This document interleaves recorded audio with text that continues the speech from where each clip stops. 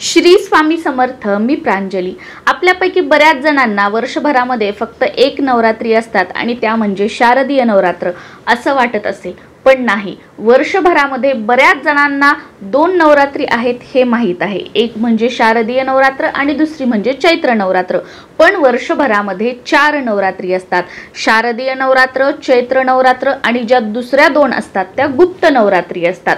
तर आता एप्रिल महिन्यामध्ये चैत्र नवरात्री सुरू होत आहे. तर चैत्र नवरात्री कधीपासून पहिली माळ ते 9व्या माळेपर्यंत कधी सुरू होत आहे, कधी समाप्त होत आहे, त्याचबरोबर या चैत्र नवरात्रीच्या 9 दिवसांमध्ये महिलांना अगदी घरच्या घरी स्पेशल वेळ न काढता अगदी तुम्ही जेव्हा देवपूजा करता तर त्या वेळेमध्ये देवपूजा करता करता तुम्हाला एक उपाय करायचा आहे. आणि हा उपाय जो आहे तो आपण या नवरात्रीच्या दिवसांमध्ये केला तर याचं जे फळ आहे ते 1000 पटीने आपल्याला जास्त मिळतं. कारण या नवरात्रीमध्ये जे देवी तत्व आहे ते हजारो पटीने जास्त असतं आणि देवीचा आपल्या घरामध्ये या नवरात्रीच्या दिवसांमध्ये जागृत अवस्थेत वास असतो. त्यामुळे आवर्जून ज्या महिलांना शक्य होईल त्यांनी ही जी सेवा आहे ती आवर्जून करा. काहीही कोणतेही मंत्र नाही, कोणतेही स्तोत्र नाही, कोणतीही पूजा मांडणी नाही. अतिशय साधी सोपी अशी ही सेवा आहे. पण तुमच्या जवळजवळ सर्व समस्यांचा काट करण्यासाठी ही सेवा तितकीच प्रभावशाली आहे. जसं की नवरा बायकोमध्ये वादविवाद होत असतील, संतान प्राप्तीसाठी प्रॉब्लेम येत असेल, गर्भधारणा होते पण गर्भ टिकत नसेल, गर्भ खराब निघत असेल, खाली करावा लागत असेल, गर्भाची वाढ व्यवस्थित होत नसेल, त्याचबरोबर तुमच्या मुलाबाळांचे लग्न होत नाहीत, शिक्षण वगैरे सगळं व्यवस्थित आहे, स्थळ येतात पण समोरून होकार येत नाही, किंवा मुलगा किंवा मुलगी तुमचा लग्नासाठी तयार होत नाही, तुमचा उद्योगधंदा व्यवसाय त्याच्यामध्ये प्रयत्न करूनही तुम्हाला सतत तोटा होत आहे, आर्थिक नुकसान होत आहे, घरामध्ये आजारपण आहे, बाहेरील बाधा आहे, एखाद्या व्यक्तीला घरातील सतत दवाखाना सुरू आहे, हे झालं की ते दवाखाना खूप प्रयत्न करताय पण त्या व्यक्तीला त्या आजारामध्ये फरक काही तुम्हाला जाणवत नाहीये, किंवा घरामध्ये व्यसन आहे, म्हणजे ज्या काही आपण म्हणू शकतो की सांसारिक अडचणी समस्या आहेत त्या सुटण्यासाठी हा जो उपाय आहे तो अतिशय प्रभावशाली आहे. त्याचबरोबर आपल्या सांसारिक प्रगतीसाठी सुद्धा, मुलांच्या, पतीच्या, स्वतःच्या घरामध्ये जी आपण बरकत वगैरे म्हणतो या सगळ्या प्रगतीसाठी सुद्धा ही सेवा अतिशय प्रभावशाली ठरणार आहे. या सगळ्या गोष्टी मी तुम्हाला ज्या आत्ता सांगितल्या तर या सगळ्या गोष्टी जिथल्या तिथे असाव्यात. हे सगळे प्रॉब्लेम आपल्या आयुष्यामध्ये नसावेत असं आपल्या प्रत्येकालाच वाटत असतं. आणि हे प्रॉब्लेम तुमच्या आयुष्यामध्ये आले की तुम्ही हा उपाय कर, तो उपाय कर, ही सेवा कर, ती सेवा कर, बऱ्याच वेळेला आपल्याला रिझल्ट दिसतो पण तो कायम स्वरूपी नसतो, किंवा बऱ्याच वेळेला सेवा उपाय करूनही आपल्याला रिझल्ट मिळत नाही. का मिळत नाही? कारण सर्वात प्रथम स्थान जे आहे ते आहे आपल्या कुलदेवीला, आणि तुमच्याकडून तुमच्या कुलदेवीची सेवाच होत नाहीये. आणि कुलदेवीला सर्वात महत्त्वाचं म्हणजे प्रसन्न करून घेण्यासाठी ही जी सेवा सांगणार आहे ही सर्वात साधी आणि सोपी आहे. आता आपण बघूया की नवरात्र कधीपासून सुरू होत आहे. नवरात्र एप्रिल 2024 मध्ये आहेत. 9 एप्रिल 2024ला गुढीपाडव्याच्या दिवशी चैत्र नवरात्रीचा आरंभ होत आहे. या दिवशी चैत्र नवरात्री सुरू होत आहेत, म्हणजे या दिवशी पहिली माळ आहे. 10 एप्रिलला आहे दुसरी माळ, 11 एप्रिलला आहे तिसरी माळ, 12 एप्रिलला आहे चौथी माळ, 13 एप्रिलला आहे 5वी माळ, 14 एप्रिलला आहे 6वी माळ, 15 एप्रिलला आहे 7वी माळ, 16 एप्रिलला आहे 8वी माळ आणि 17 एप्रिलला आहे श्रीरामनवमी. या दिवशी आहे 9वी माळ, म्हणजे या दिवशी चैत्र नवरात्रीची समाप्ती आहे. म्हणजे 9 एप्रिल 2024 पासून 17 एप्रिल 2024 पर्यंत आहेत चैत्र नवरात्री.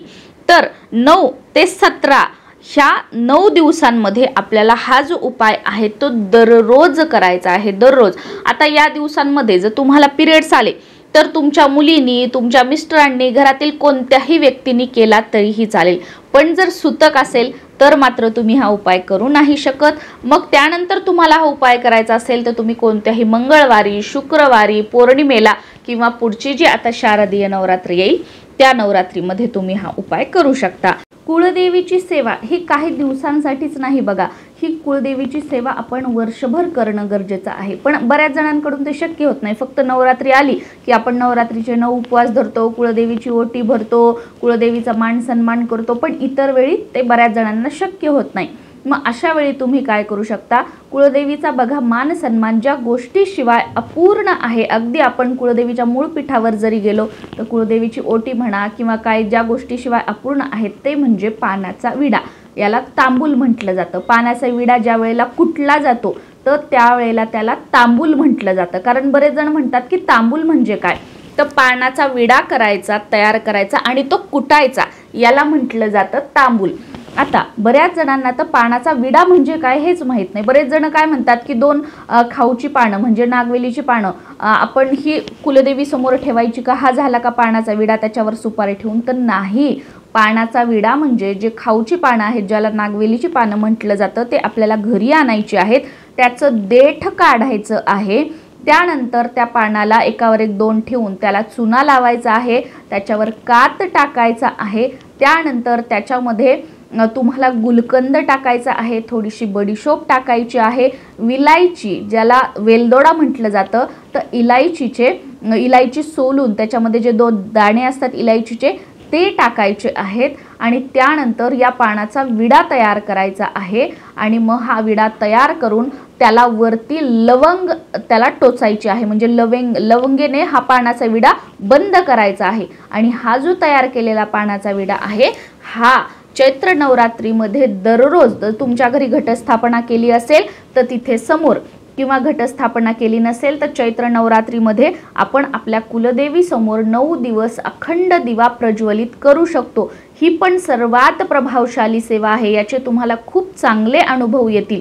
तर हा जो पानाचा विडा आहे तुमच्या देवघरामध्ये जो कुलदेवीचा टाक असेल, कुलदेवीचा फोटो असेल किंवा कुलदेवीची मूर्ती असेल, जे काही असेल तर त्याच्या समोर हा जो विडा आहे तो तुम्हाला तुमच्या कुलदेवीला तुमची मनोकामना बोलून, तुमची जी काही समस्या आहे, तुमची जी काही अडचण आहे त्यातून मार्ग मिळावा अशी प्रार्थना करून हा पानाचा विडा तुम्हाला तुमच्या कुलदेवीला अर्पण करायचा आहे. सकाळी तुमची देवपूजा करताना हा अर्पण केला, त्यानंतर परत एकदा तुमची मनोकामना बोलायची आणि नवरात्रीच्या 9 दिवसामध्ये शक्य झालं तर कुलदेवीची आरती दररोज आपल्याला आपल्या घरामध्ये करायची आहे. आवर्जून तुम्ही करा. तुमच्याकडे घटस्थापना असेल किंवा घटस्थापना नसेल तरीही कुलदेवीची आरती करायची आणि त्यानंतर आपलं जे आसन आहे ते सोडायचं. आणि आता हा जो पानाचा विडा अर्पण केलेला आहे हा दुसऱ्या दिवशी घरातील कोणत्याही व्यक्तीने खाल्ला तरीही चालेल, काही हरकत नाही. पण स्पेशली ज्यांना बाधा आहे, शारीरिक व्याधी आहे, आजारपण आहे, ट्रीटमेंट घेऊन सुद्धा फरक जाणवत नाहीये, तर अशा व्यक्तीला जर थोडासा हा पानाचा विडा कुलदेवीचा प्रसाद म्हणून तुम्ही खायला दिला तर नक्कीच त्याच्यामध्ये तुम्हाला फरक जाणवू लागेल. आता घरात एखाद्या व्यक्तीला ॲलर्जी वगैरे असेल, कारण ही कमेंट मला आली होती की ताई मला आजारपण आहे पण मला ॲलर्जी आहे, तर बघा शेवटी तुम्हाला ॲलर्जी आहे मग तुम्ही फक्त तुमच्या मुखाला लावला आणि घरातील कोणत्याही व्यक्तीने तो खाल्ला तरीही चालेल. कारण का कुलदेवीचा आशीर्वाद, कुलदेवीचं जे आपण म्हणतो की शक्ती जी आहे, जेव्हा आपण नैवेद्य दाखवतो तेव्हा त्याचा प्रसाद बनतो, त्याच्यामध्ये जे दैवीय तत्व आहे ते असतं. त्यामुळे तुम्ही किंवा थोडंसं अगदी तोडून जरी तुम्ही केलं आणि नाही जरी जमलं तर फक्त कुलदेवीला प्रार्थना केली आणि घरातील इतर व्यक्तींनी ते खाल्लं तरीही चालेल. आता इथे प्रश्न येऊ शकतो की हे जो पानाचा विडा आहे तो आम्ही दररोज बाहेरून विकत आणला तर चालतो का पानपट्टीवरून, तर नाही. ज्या वेळेला हा पानाचा विडा आपण आपल्या घरामध्ये तयार करतो तर असं म्हटलं जातं ज्या बोटांनी, ज्या हाताने आपण हे तयार करतो तर आपल्या हातामध्ये जे काही आपलं दुर्भाग्य असतं, ज्या नको असलेल्या रेखा असतात, ज्या आपल्या आयुष्यामध्ये दुर्भाग्य आणतात तर त्या पुसल्या जातात. आपण कुलदेवीसाठी स्वतःच्या हाताने जर हे बनवलं तर असं म्हटलं जातं. त्याच्यामुळे स्वतःच्या हाताने दररोज हा पानाचा विडा तयार करा आणि कुलस्वामिनीला अर्पण करा. इथे हाही प्रश्न येऊ शकतो की एकाच दिवशी सर्व विडे तयार केले आणि रोज अर्पण केला तर चालेल का, तर नको, असं करू नका. रोजच्या रोज पानाचा विडा लावा. अगदी 1 मिनिट लागतो पानाचा विडा लावण्यासाठी आणि तो कुलदेवीला अर्पण करा. बघा अतिशय प्रभावशाली आहे. ज्या घरामध्ये स्त्रिया आहेत, कुलस्त्री वगैरे आहेत, त्यांना शक्य आहे त्यांनी हा उपाय कुलस्त्रीने आपल्या कुळाच्या कुलस्वामिनीला अर्पण केलं तर अतिशय उत्तम. पण काही कारणाने तुम्हाला शक्य नसेल किंवा बऱ्याच जणांच्या घरामध्ये की स्त्रिया हे करणाऱ्या नसतात, आजारपण असेल किंवा बहीण वगैरे नसेल, तर तुम्ही दादा लोकांनी हे केलं तरीही चालेल. शेवटी बघा, कुलस्वामिनी ही आपली आई आहे आणि आपल्या आईची सेवा करण्यासाठी महिला काय, पुरुष काय, मुलं काय, मुली काय, प्रत्येकजण आपल्या आईला सारखेच आहेत. त्याच्यामुळे ज्यांना तुम्हाला कोणाला ही सेवा करणं शक्य होईल त्यांनी आवर्जून ही सेवा करा. खूप छान या 9 दिवसामध्ये तुम्हाला अनुभव येतील. आणि चैत्र नवरात्रीमध्ये काय उपाय करायचे, त्यानंतर मंगल कलशाची स्थापना कशी करायची, दुर्गा सप्तशतीचे पाठ कसे करायचे, घटस्थापना कशी करायची, अखंड दिवा कशा लावायचा, याबद्दलचे सगळे व्हिडिओ आपल्या चॅनलवर येणार आहेत. तोपर्यंत नमस्कार. श्री स्वामी समर्थ.